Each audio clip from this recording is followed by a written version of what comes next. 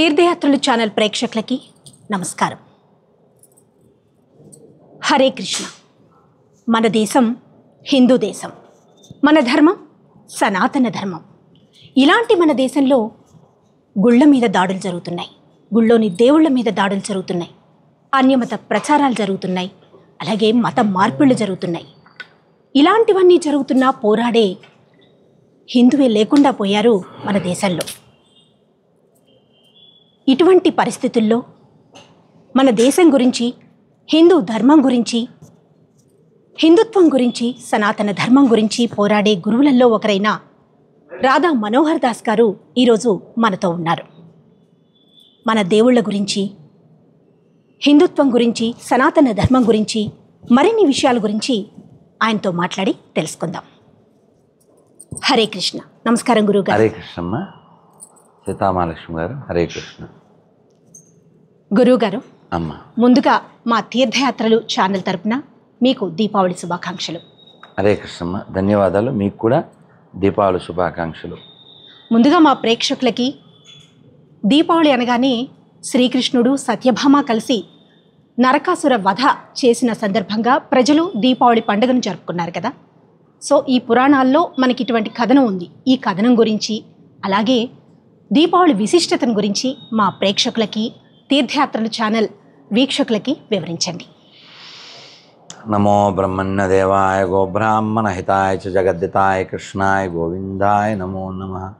హరే కృష్ణ కృష్ణ కృష్ణ హరే హరే, హరే రామ రామ రామ హరే హరే. దీపావళి, ఆవలి అంటే వరుస, దీపాల వరుస. ఎందుకు దీపాలు జరుపుకుంటారంటే చీకటి పోయి వెలుగు వచ్చింది అని. ఆ వెలుగు పొందినటువంటి వాళ్ళు ఎవరంటే బాధితులు. ఎవరి బాధితులు? నరకాసురుడు యొక్క బాధితులు. నరకాసురుడు ఆ కాలం ఆ ప్రజలకి నరకం చూపించాడు. కాకపోతే అతనికి ఒక వరం ఉంది, తల్లి చేతిలోనే మరణించాలి అతను. సో భూదేవి సత్యభామ రూపంలో వచ్చి అతన్ని సంహరించింది. మనం గమనించవచ్చు, మన పురాణాల్లో స్త్రీని శక్తిగా, స్త్రీని మాతృదేవతగా, ప్రతి పదార్థంలో ప్రతి చోట అమ్మని చూడడం, ఈ మంచి లక్షణాలన్నీ మనకి పూర్వం నుంచి అలవాటు చేశారు మన పెద్దలు. ఆ సందర్భంలో ఈ దీపావళి పండుగ ఒక చీకటి పైన గెలిచినటువంటి సందర్భం. మొన్న దసరా కూడా ఇంచుమించుగా అలాంటి పరిస్థితే. అప్పుడు రావణ వధ చేస్తాం, దీపావళికి నరకాసుర వధ.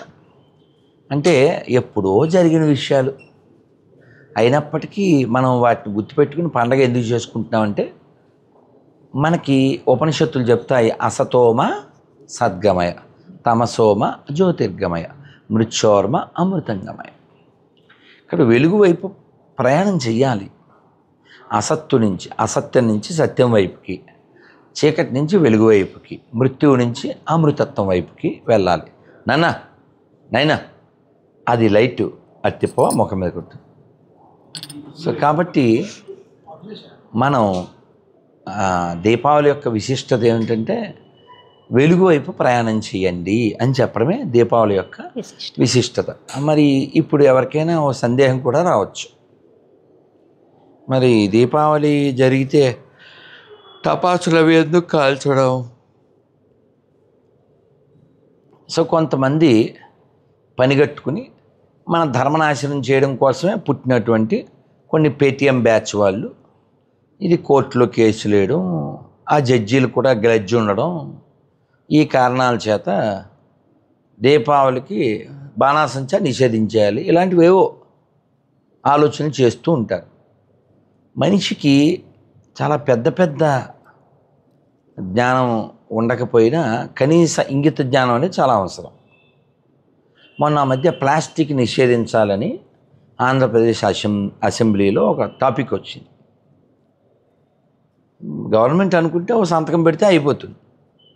కానీ మెచ్యూరిటీ ఉన్న మాటలు ఎలా ఉంటాయంటే, పవన్ కళ్యాణ్ నిషేధించేస్తాం, కానీ కొన్ని వేల కుటుంబాలు ఆధారపడి జీవిస్తున్నాయి. అది అంచెలంచెలుగా చేయాలి. దాన్ని ఏమంటారు? ఇంగిత జ్ఞానం. అదే అది ఉండాలి. మనకు అనిపించగానే అది చేసేయకూడదు, ఏది పడితే అది కదా. ఇప్పుడు ఎన్ని వేల లక్షల కుటుంబాలు బాణాసంచా మీద జీవిస్తుంటాయి. ఇంకోటి, బాణాసంచా సంవత్సరానికి ఎన్నిసార్లు కాలుస్తారు హిందువులు? ఒక్కసారేనండి. అది పొల్యూషన్. మరి రోడ్ల మీద వాహనాల పొల్యూషన్ ఎక్కడ పోయింది? ఆ అక్కర్లేని మతస్థుల, ఎడారి మతస్థుల రోడ్ల మీద కొన్ని కోట్ల ఆవుల్ని కోసేటప్పుడు అదంతా రక్తం పారి ఆ కాలుష్యం అప్పుడేమైంది? అవి ఎక్కడ పోయినాయి? అంటే కాలుష్యం అక్కడికంటే ఎక్కువ తీర్పులు ఇచ్చే చోట ఉంది. ఇది ప్రమాదం కదా. దానికి ఉదాహరణ కూడా మొన్న చూడొచ్చు. ఆయన ఎవరో జడ్జి ప్లేస్లో ఉండి, ఏమండి ఇలాగా అక్కడ ఖజురాహాలో ఒక విష్ణు విగ్రహం తలకాయ లేదు, దాన్ని సరిచేయమని చెప్పండి, ఏదో ఆయన ఆ బాధ ఆయన చెప్పాడు. ఒక పెద్ద పొజిషన్లో ఉన్న పెద్ద మనిషి ఏం చేయాలి? సరే పలానా విభాగానికి అప్పచెప్పాలి. ఎల్లు, నువ్వు పెద్ద విష్ణు భక్తుడిగా వెళ్ళి విష్ణువునే అడుక్కో. అది బలుపు మాటలు కదండి, తప్పు కదండి. పెద్దోళ్ళు అలా మాట్లాడచ్చా? పెద్దోళ్ళు పెద్ద పెద్ద మాటలు మాట్లాడాలి, ఇలాంటివి చేయకూడదు కదా. కాబట్టి అటువంటి బ్యాచ్ అప్పుడు కూడా ఉన్నారు. సో వాళ్ళని అప్పుడు రాక్షసులు అనేవారు. దైవం వచ్చి వాళ్ళని సంహరిస్తుండే. మరి కలియుగంలో దైవం ఏమిటి? సంఘోశక్తి కలయుగే. ఇప్పుడు హిందువులు యునైట్గా ఉండాలి, అంతే. అదే దీపావళి సందేశం. కలిసి ఉండండి. అక్కర్లేని ఇలాంటి చెత్త భావజాలాన్ని మీ దీపావళి టపాసులతో పాటు కాల్చేయండి. ఈ చెత్త భావజాలం అంటే ఏం లేదు. డిసెంబర్ 25 వస్తే వీడిలోంచి ఎవడో బయటకు వచ్చేస్తుంటాడు. వీడు వెళ్ళి ఆయన కౌలించు నా పాసిపోయిన కేక్ తినే వరకు నిద్రపోడు. మామూలుగా మన ప్రజలు కామన్గా హిందువులు పర్వదినాల్లో లేదా పండగల్లోనే గుళ్ళకి వెళ్ళి ప్రత్యేకమైన పూజలు కానీ జరుపుతూ ఉంటారు. ఆ రోజున ఎక్కువగా రద్దీ కూడా ఎక్కువగా ఉంటూ ఉంటుంది. మామూలు ప్రతిరోజు గుడికి వెళ్ళడానికి అసలు ఎటువంటి పూజలు చేయాలి, ఎలా ఏం అనుసరించి వెళ్ళగలగాలి అనేది ఒక ప్రశ్న. మంచి ప్రశ్న కదమ్మా మహాలక్ష్మి గారు. సరే, ఆ దేవాలయానికి ఎందుకు వెళ్ళాలి అసలు చెప్పండి? ఆలయం అంటే ఆత్మ లయం అయ్యే స్థలం. నిన్ను నువ్వు చూసుకోవడానికి అక్కడికి వెళ్ళాలి. నువ్వు రోజు ఎవరెవరినో చూస్తుంటావు. ముఖ్యంగా మనందరికి ఉన్న పెద్ద లోపం ఏమిటి? చిన్న పిల్లవాళ్ళని ఎవరినైనా, ఉదాహరణకి ఇది ఒక ఆట బొమ్మ అనుకోండి, వాడిని ఇమ్మంటే ఏం చేస్తారు? ఇలా ఖర్చుకుంటారు, అవును కదా. నాది అని పెద్ద ప్రమాదకరమైన పదం అది. ఏంటది? నాది అని. నాది పెద్ద సోది, కాల్చిగా మిగిలేది బూది. అది పోవడానికి గుడికి వెళ్ళాలి. నాది అనేది పోయి నీది. తవ దాసోహం తవ దాసోహం తవ దాసోహం దాశరథే మొర విని వినుమా మరువ సమయమా తవ దాసోహం దాశరథే. మన హిందువులు ఎక్కువగా మత మార్పిడి జరుగుతోంది, మతాన్ని మారుతున్నారు. ఇది అరికట్టాలంటే ఏం చేయాలి, ఎలా వీళ్ళని ఆపాలంటారు? చిన్న మామూలు ఉదాహరణ ఇస్తాను. ఇప్పుడు మీరు ఇంటికి వెళ్ళాక భోజనం టిఫిన్ చేస్తారుగా, మీరు అందరం ఏమయ్యా నువ్వు నేనేం చేయను, ఇంత మాట్లాడతాను కదా, ఇన్ని ఇంటర్వ్యూలు ఇస్తాను కదా, ఒక్క జ్యూస్ తాగుతాను. అది ఇంటర్వ్యూలు ఇవ్వడం వల్ల, ఆ ఇంటర్వ్యూలు లేవు గమ్మున ఉండేటట్లయితే నీళ్ళు మాత్రమే తాగుతాను. సో మీరు ఏదో టిఫినో భోజనమో చేస్తారు, ఓకే. మరి రాత్రి 1 గంటకి కేఎఫ్సియో, రాత్రి 2ంటికి పెండాకుడు కుండ బిర్యానీయో, లేదా 4 AM బిర్యానీయో, ఇలాంటి తినే వాళ్ళని ఏమంటారు? రాక్షసులు అంటారు. అవునా? అవునా? అంటే ఇక్కడ పాయింట్ ఏమిటంటే, నువ్వు ఇంట్లో వాళ్ళని మళ్ళీ ప్రేమించు, దేశాన్ని దైవాన్ని మళ్ళీ ప్రేమించు. ముందు ఎవరిని ప్రేమించాలి? ఇంట్లో వాళ్ళని, దేశాన్ని, నన్ను నేను ప్రేమించుకోవాలి. నీ మీదే నీకు ప్రేమ లేకపోతే ఇంక నువ్వు దేశాన్ని ఏం ప్రేమిస్తావు కదా కదా. అందులో మొట్టమొదట లవ్ యువర్ సెల్ఫ్. అప్పుడు ఆటోమేటిక్గా దేశము దైవము ఇవన్నీ ఉంటాయి. నువ్వు రాత్రి 1 గంటకి పీకల దాకా తినేస్తే పొద్దున్న లేవగలుగుతావా? ఇక లేచిన యాక్టివ్గా ఉంటావా? అందుకనే ఓ మాట చెప్పారు ఆంగ్లంలో, have lunch like a king, supper like A beggar. మనోడు పొద్దున్న బెగ్గరు, మధ్యాహ్నం బెగ్గరు, రాత్రి బెగ్గరు, బికమ్ బెగ్గర్. అవునా కదా. సో అందువలన మనిషి భవిష్యత్తును దృష్టిలో పెట్టుకుని ఎప్పుడు ఏం చేయాలో తెలియాలి. ఈ మత మార్పిడి అవి ఎందుకు జరుగుతాయంటే జ్ఞానం ఉంటే జరుగుతాయా? ఇప్పుడు నాకు ఆకలి వేసినా కూడా తిన్నాను, ఆకలి వేసినా నేను తిన్నాను. మహా అయితే ఏ తేనో నీళ్ళలో కలుపు తాగుతాను, లేకపోతే బెల్లం మొక్క తిను ఊరుకుంటా. ఎందుకు తిన్నాం?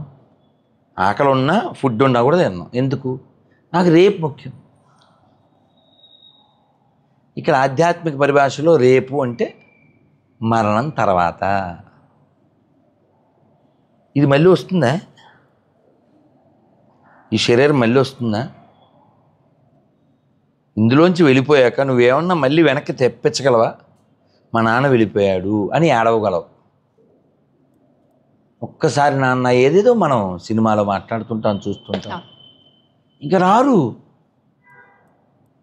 ఎవరు తీసేశారు నిన్ను అందులోంచి? నువ్వు ఎన్ని రంగులు వేసావు దీనికి, ఎన్ని పౌడర్లు కొట్టావు, ఎన్ని రకాల ఆభరణాలు పెట్టావు, ఎన్ని యాక్సులు కొట్టావు, ఎన్ని ట్యాక్సులు కట్టావు. అందులో వెళ్ళిపోతే నిన్ను ఎవరైనా చూస్తారా? ఇంట్లో పెట్టుకుంటారా? ఇలా ఆలోచిస్తే ఇది వైరాగ్యము అంటారు. దానికి తగ్గట్టు నీకు సాధన కావాలి. ఆ సాధన చేస్తే భక్తి వస్తుంది, భక్తి వస్తే ముక్తి వస్తుంది. ఈ జ్ఞానం ఎవరు పంచాలి? పంచవలసినటువంటి వాళ్ళు పంచితే ఆ జ్ఞానం వైపు వెళ్ళరు. మత మార్పుడు ఎందుకు గురవుతారు? జ్ఞానం లేకపోవడం వల్ల. ఇప్పుడు ఎవరైనా ఓ పెద్ద కారులో వెళ్తున్నారు చల్లగా, ఎవడో కారు ఆపి ఇది ఎందుకు, మాదొక డొక్కు సైకిల్ ఉంది అది ఎక్కువ అనగానే ఎక్కాడు అనుకోండి, అది తెలివైనడు అవుతాడా? సేమ్ అలాగా ఒక పెద్ద వాహనం, భగవంతుని చేర్చే వాహనం సనాతన ధర్మం. ఇది వదిలేసి డొక్కు సైకిల్ ఎక్కాను అంటే వాడు ఏదో ఇంక మనం వాళ్ళ గురించి ఏం చెప్తాం కదా. అజ్ఞానం. విశాల బుద్ధి కలిగింది సనాతన ధర్మం. దైవాన్ని ఎలా పిలవచ్చు? రామ్ అనొచ్చు, శివ అనొచ్చు, కృష్ణ అనొచ్చు, గోవింద అనొచ్చు, నారాయణ అనొచ్చు, నమశివాయ అనొచ్చు, నారాయణ నమో నారాయణాయ నమః అనొచ్చు, ఓం నమో భగవతే వాసుదేవ అనొచ్చు, హరే కృష్ణ కృష్ణ కృష్ణ హరే హరే, హరే రామ రామ రామ హరే హరే అనొచ్చు. అసలు ఏం వద్దు, ఓ ఒకటే అనొచ్చు చాలు, మోక్షం పొందొచ్చు. ఇది మన సనాతన ధర్మం చెప్తుంది. మూర్ఖులు ఏం చెప్తారు? గొర్రెలు, నో మేము బొడ్డు కోసి పేరు పెట్టాం, 2 అక్షరాలు చెప్పాలి, 3 అక్షరాలు చెప్పాలంటే. కాబట్టి అటువంటి మూర్ఖత్వం పెరగడానికి కారణం ఏంటి? నువ్వు మంచి పంచకపోవడం. కాబట్టి పంచాలి, పంచవలసిన బాధ్యత ప్రతి హిందువుది. చదువుకున్న హిందువులు మా పక్క వాళ్ళతో మాట్లాడాలి, డిస్కస్ చేయాలి. సినిమా కబుర్లు, రాజకీయ కబుర్లు తగ్గించి ధర్మం గురించి నువ్వు ఇంట్లో వాళ్ళతో బయట వాళ్ళతో చర్చించాలి. బాధ్యత తీసుకోవాలి. హిందువులు బాధ్యత తీసుకోవట్లేదు, తీసుకోకపోవడం వల్ల ఇది జరుగుతుంది. ఇప్పుడు చిన్నపిల్ల గాజులు వేసుకోలేదు, వాళ్ళ ఇంటికి వెళ్ళాను, అంతా బాగుందిరా బంగారు తల్లి నాన్న, గాజులు వేసుకోవాలి కదా అన్నాను. ఫంక్షన్కి వచ్చింది, దానికి సిగ్గు వచ్చి, ఇప్పుడు ఎక్కడి నుంచి వస్తాయి గాజులు? నేను మళ్ళీ అటు తిరిగి ఎవరితో మాట్లాడి ఇటు తిరిగేసరికి గాజులు వేసుకున్నాను. ఎక్కడై? వాళ్ళ అమ్మవి. నువ్వు చెప్పావు, ఆ పిల్ల వింది కదా, నువ్వు చెప్పకపోతే అందరూ చెడ్డోళ్ళు అనుకుంటున్నారా? ఏం కాదు, ఎక్కువ మంది మంచోళ్ళు ఉన్నారు తెలుసా మీకు ప్రపంచంలో. ఎక్కువ మంది మంచోళ్ళు ఉన్నారు, నువ్వు చెప్పకపోవడం వల్ల చెడ్డోళ్ళు అయిపోతున్నారు అంతే. గురువుగారు, సనాతన ధర్మం అంటే ఏంటి? మన హిందువుల కోసం సనాతన బోర్డు అనే అంశం మీద మీ అభిప్రాయం, మీ ఆలోచన ఏంటి చెప్పండి. సనాతనం అంటే ఎప్పుడు ఉండేది అని అర్థం. ఎటర్నల్ అంటాం కదా ఇంగ్లీష్లో. చిరపురాతన, నిత్య నూతన, ఎప్పుడు ఉంటుంది, కొత్తగా ఉంటుంది, శాశ్వతమైంది. ఎందుకంటే భగవద్గీతలో 15వ అధ్యాయంలో 7వ శ్లోకంలో చెప్తారు కృష్ణుడు, మమైవాంసో జీవలోకే జీవభూత సనాతన మనఃషష్టానింద్రియాణి ప్రకృతిస్థాని కర్షతి. ఏమిటి దాని అర్థం?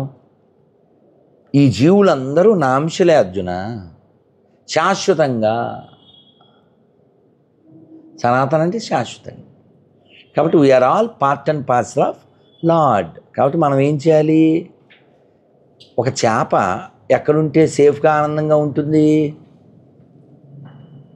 సోఫా మీద,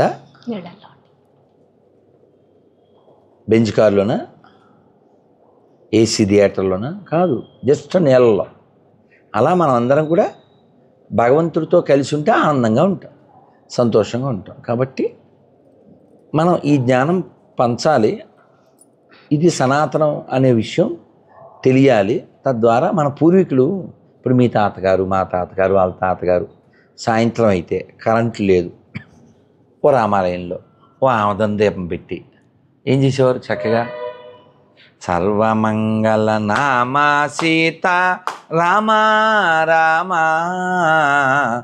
సర్వ వినుత శాంతిదాత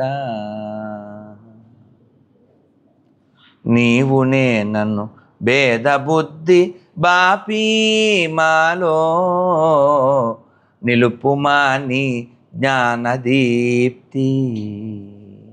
రామ సర్వమంగళ నామా సీత రామ రామ సర్వ వినుత శాంతిదాత.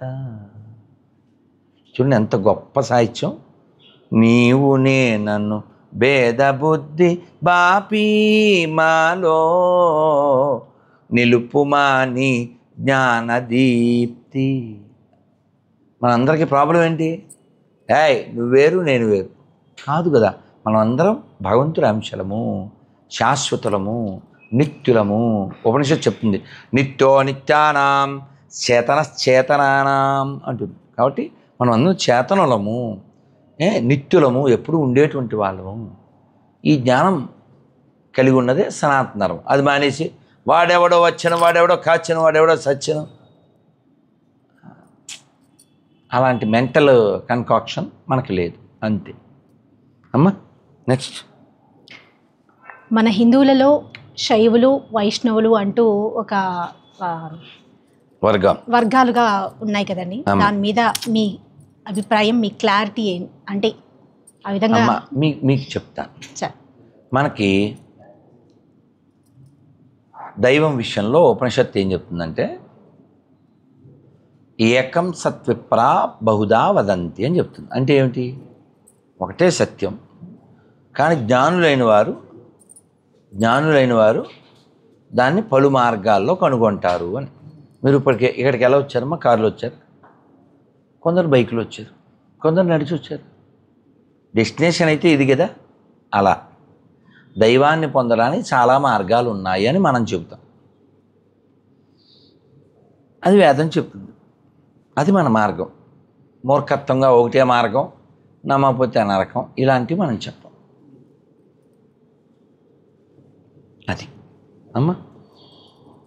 వైఎస్ షర్మిల గారు పేద బడుగు వర్గాల వారికి 5,000 గుళ్ళు కట్టిస్తే వాళ్ళ ఆయన గారి దశం భాగాల్లో చేస్తుంది. మీకేంటి నొప్పి? వ్యతిరేకిస్తున్నా అన్నారు కదా, దాని మీద వాళ్ళ ఆయన దశం భాగాలు అడుక్కుంటున్నాడు, ఆ డబ్బులతో చేయిస్తుంది. మీకేంటి నొప్పి?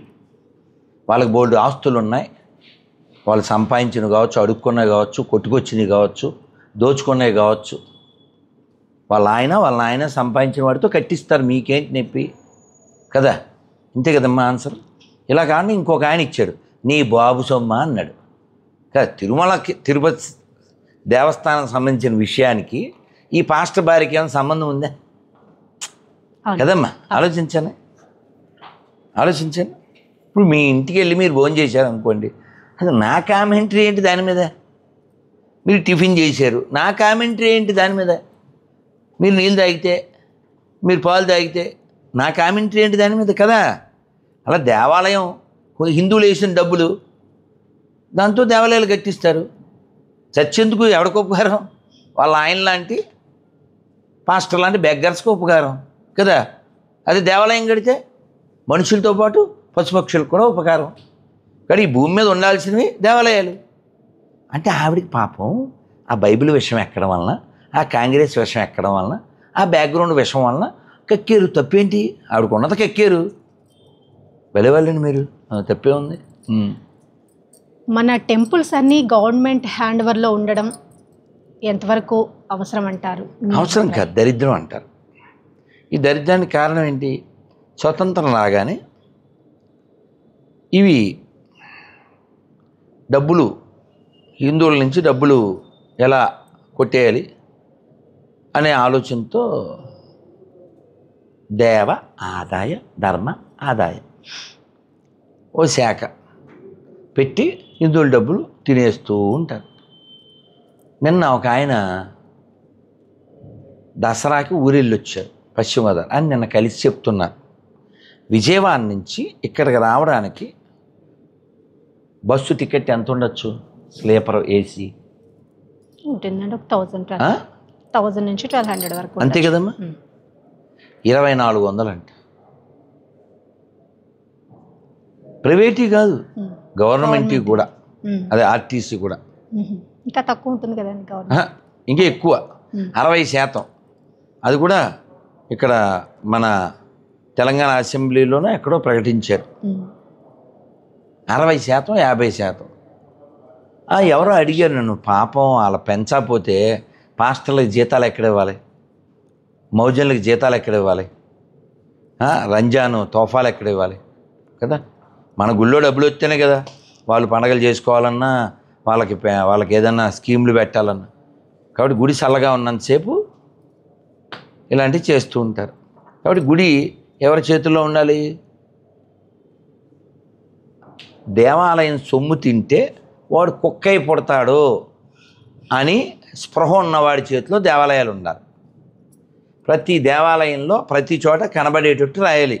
ఎటు తిరిగినా దేవుడి సొమ్ము తింటే వాడి వంశం సర్వనాశనం అని ప్రతి చోట రాయించగలిగే చైర్మన్ ఉండాలి. మొన్న గుడికి వెళ్ళినప్పుడు ఆ చైర్మన్కి చెప్పా, పశ్చిమ గోదావరిలో, ముందు అన్ని చోట్ల రాయించు, దేవుడి సొమ్ము తింటే నీ వంశం నాశనం అని గుళ్ళో రాయించాలి. ప్రతి చైర్మన్ ప్రతిరోజు ప్రతిజ్ఞ చేయించాలి ప్రతి ఉద్యోగస్తుడితో. మేము స్వామివారి సేవ చేయడానికి ఇక్కడికి వచ్చాము, భక్తులు వేసే కానుకలు వారి కర్మ ఫలితం కాబట్టి వారి కర్మని దేవుడు స్వీకరించాలి తప్ప ఆ కర్మ ఫలం అయినటువంటి ధనాన్ని స్వీకరిస్తే మా కుటుంబాలు వంశాలు నాశనం అయిపోతాయి. కాబట్టి దేవుడి సొమ్ము మేము తినము చేయించాలి. అప్పుడు కొంతైనా కంట్రోల్ అవుతుంది. లేకపోతే ఈడేదో పెద్ద హక్కులాగా బుక్కుతూ ఉంటాడు. ఇంకో విషయం తెలుసా, అలా ఎవడైతే ఆ గుళ్ళల్లో సొమ్ము తిన్నాడో వాడు వంశాలు ఏం బాగుండవు.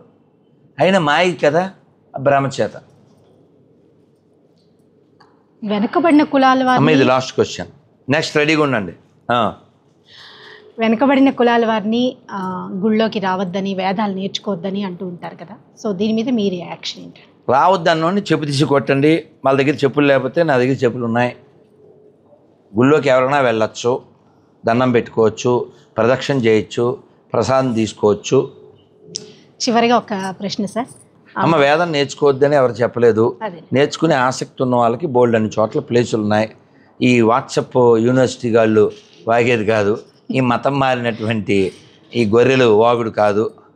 ఎవరైతే ఈ మతం మారుతున్నారో వీళ్ళందరూ ఈ దేశాన్ని మొక్కలు చేయడానికి ప్రయత్నించేటువంటి బ్యాచ్. దేశద్రోహులే మతం మారుతుంటారు. మతం మారితే వాడు దేశాన్ని గౌరవించడు. ఇప్పుడే ఓ పాపికి ఫోన్ చేశాం మేము, వాడి పేరేంటి, శ్రీనివాసరావు.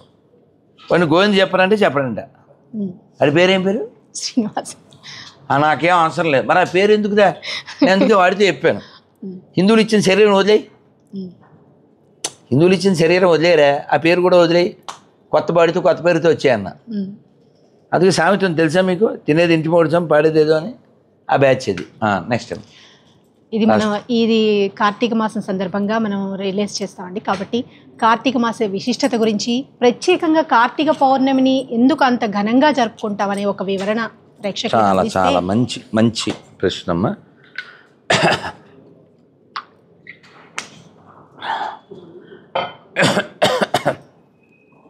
కార్తీక మాసం చాలా ప్రభావవంతమైనటువంటిది. శివకేశవులకి ఇద్దరికి కూడా చాలా ఇష్టమైనటువంటిది. మాకు అంటే ఇస్కాన్ సాంప్రదాయంలో, ఈ గౌడీ సాంప్రదాయంలో ఉన్న వాళ్ళకి చాలా ముఖ్యమైనది. మాకు కార్తీక మాసం మొదలైపోయింది ఆల్రెడీ. అదేమిటి అంటారేమో, నిన్నే. మనకి మామూలుగా ఈ తెలుగు రాష్ట్రాల్లో అమావాస్య టు అమావాస్య కదా, మాకు పౌర్ణమి టు పౌర్ణమి. సో నిన్న మొదలైంది. దామోదర మాసము అంటాం. కృష్ణుడికి దీపం ఇస్తాం. ఇప్పుడు కూడా దీపం ఇచ్చే నేను ఇట్లా వచ్చాను. ఇలా ఈ నెల రోజులు కార్తీక దీపం ఇస్తాం. కార్తీక దామోదర మాసం అంటాం. అలాగే శివాలయాల్లో కూడా ఈ కార్తీక మాసం పూజలు బాగా జరుగుతాయి. లక్షపత్రి పూజలు అవి జరుగుతాయి. అలాగే అయ్యప్పలు కూడా చిన్నప్పుడు పాట బాగా వినేవాళ్ళమే. కార్తీక మాసములో నీ వ్రతమును బూనుకొని మాల ధరించిన నిష్టగరిష్ఠులు గుమిగూడి ఉన్నారు, స్వామి భక్తులు అయ్యేరు. సో కార్తీక మాసం చలికాలం కదా. ఈ చలికాలంలో పొద్దున్నే లేవడం, చన్నీళ్ళు స్నానం చేయడం, ఒక వ్రతాన్ని ఆచరించడం. ముఖ్యంగా కార్తీక మాసం వ్రతంలో తల్లులు ఎక్కువ ప్రాధాన్యం వహిస్తారు. నదులుంటే, చెరువులుంటే వెళ్ళి స్నానం చేయడం, దీపాలు పెట్టడం. ఈ దీపాల కార్యక్రమం అంతా ఈ నెల రోజులు బాగా జరుగుతుంది, దీపాలమయం. సో అందులో భాగంగానే దీపావళి వస్తుంది. అవునా? చిన్నప్పుడు అమ్మ దీపావళికి మా అందరితో చేతులు పట్టుకుని దివ్వి దివ్వి దీపావళి, మళ్ళీ వచ్చి నాగలి చవితి పుట్టా మీద అని అలా కొట్టించి ఇంకా అవి పడేసి ఆడు చూడకండి నేను వచ్చేవని, కాళ్ళు కడుక్కోమని అమ్మ తడి చేత్తో కళ్ళ మీద ఇలా అని, మళ్ళీ దేవుడి దగ్గరికి వెళ్ళి దండం పెట్టుకోమని అక్షంతలు వేసి కొంచెం స్వీట్ తిన్నాక, ఎందుకు మా అందరికీ రెడీ పెడతా, బాణసంచే కాల్చాలి, మాకు టెన్షన్గా ఉంటాం కదా. అమ్మ ఇవన్నీ చేయించేస్తే కక్కడ పారిపోయేవాళ్ళం అమ్మ అలా నోట్లో స్వీట్ పెట్టగానే. సో ఉత్సాహభరితమైనటువంటి నెల, ఉత్సవాలు కలిగినటువంటి నెల. అందులో దీపావళి ఒకటి, కార్తీక పౌర్ణమి ఒకటి, అంతా వెలుగులు. కార్తీక మాసం అంతా ఏమిటి? వెలుగు వెలుగు వెలుగు. ఈ దీపాలు ఎందుకు దాని ప్రాధాన్యత అంటే, ఈ చలికి రకరకాల క్రిములు అవి వస్తుంటాయి. సో ఈ వెలుగు వలన అనారోగ్యాలు అవి దూరం అవుతాయి. అందులోనూ మీరు పెట్టే రకరకాల మంచి నూనెలు, అంటే ఏదో కల్తీ నూనెలు కాకుండా మంచి నువ్వుల నూనెలు, మంచి నూనెలు, అలాగే మంచి నేతి దీపాలు. దానివల్ల మన యొక్క ఎన్విరాన్మెంట్కి చాలా మంచిది. అందువల్ల కార్తీక మాసం చాలా ఉత్తమమైనటువంటిది, శివకేశవులకి మంచిది. సరదాగా గరికపాటి వారి మాటలో చెప్పాలంటే, వినాయకుడికి 9 రోజులు చేశారు, వాళ్ళ అమ్మకి 10 రోజులు చేశారు. వెంటనే శివుడు మరి నాకు అంటాడు, నెల మొత్తం మీకే అంటారు. ఆ తర్వాత మరి విష్ణుమూర్తి మళ్ళీ ఆయనకో నెల, అంటే ధనుర్మాసం. అని మీరు గమనించండి, అంతా ఉత్సవమే. ఉత్సవం. మనిషి బిజీగా ఉండాలి. ఆ బిజీ ఉన్నతి వైపు నడపాలి. ఇప్పుడు మీరు గమనించండి, హిందువులు ఎక్కడా కూడా ఆ దేశాన్ని చీల్చేద్దామా, లేకపోతే ఆ జాతిని నాశనం చేసేద్దామా, ఇలాంటి ఐడియాలు రావు. ఎందుకు? ఖాళీగా ఉండరుగా. పొద్దున్న లేస్తే ఆడవాళ్ళు వాళ్ళ పూజల్లో వాళ్ళు బిజీగా ఉంటారు, పురుషులు వాళ్ళ పూజల్లో వాళ్ళు బిజీ. మనకు బోల్డెన్ విధానాలు ఇచ్చారు, వ్రతాలు ఇచ్చారు. మౌనవ్రతం ఒకటి, రామకోట రాయడం ఒకటి, పూజ చేయడం ఒకటి. పూజ చేసేటప్పుడు మౌనంగా ఉండడం, పువ్వులు కొయ్యడం. రేపు శుక్రవారం దేవుడి గదికి అడగాలి. అమ్మ ఊరు వెళ్ళింది, వెళ్ళే ముందు చెప్పుద్ది. బుధవారం ఊరు వెళ్తుంది అమ్మ మళ్ళీ శనివారం కానీ రాదు. రేపు రాత్రికి దేవుడి గది అంతా సర్దేసి కడిగామంటే మేమే చేసేవాళ్ళం. మరి ముగ్గులు కూడా పెట్టేసేవాళ్ళం. అమ్మ లేకపోయినా ఆ గుమ్మానికి పసుపు రాసేయడం, దేవుళ్ళని శుద్ధి చేసేయడం, రెడీ చేసేయడం. అలా మనం దేంతో బిజీగా ఉంటాం? దేవుడితో, దేవుడి గదితో, దేవుడి మదితో. సో మిగిలిన వాళ్ళకి స్నానం కాన్సెప్ట్ లేదు, ఖాళీగా ఉంటారు. ఎలా దేశాలను పుట్టిద్దాం, ఎలా పిల్లల్ని పుట్టిద్దాం, ఎలా ప్రపంచాన్ని ఆక్రమిద్దాం. ఓ పోపు అమ్మ నిన్న బాధపడుతున్నాడు. యూరోప్ మొత్తం ఇంకో 30-40 ఏళ్ళలో పందులమయం అయిపోతుంది, ఇప్పుడు మేలుకోపోతే బ్యాన్ ది సెక్యులరిజం అన్నాడు. సో అందులో భారతదేశం కూడా ఒక బాధితురాలు కాబోతుంది. కాబట్టి హిందువులు పెరగాలి, హిందువులుగా ఉండాలి, బలంగా ఉండాలి, దృఢంగా ఉండాలి. ఆర్థికంగా, సామాజికంగా, రాజకీయంగా, ఆధ్యాత్మికంగా అందరూ బాగుండాలి. లోకా సమస్త సుఖినో భవంతు. అమ్మ హరే కృష్ణ తల్లి. ధన్యవాదాలమ్మా. ధన్యవాదాలండి. ఈ సమయాన్ని వెచ్చించి మా ప్రశ్నలకు సమాధానాలు చెప్పిన. థ్యాంక్ యూ తల్లి. పడతావు అది ఇలా ఇచ్చి